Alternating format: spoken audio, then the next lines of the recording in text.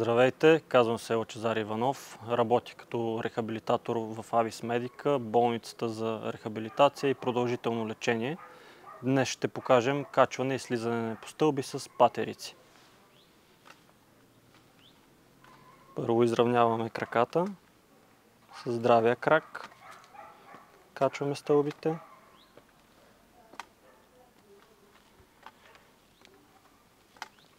Точно така.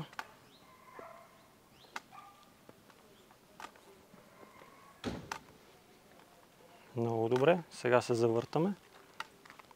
Изравняваме краката отново и патерици, опериран, здрав.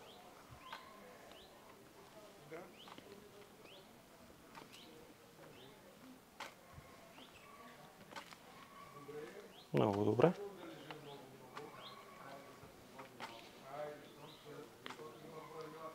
Браво.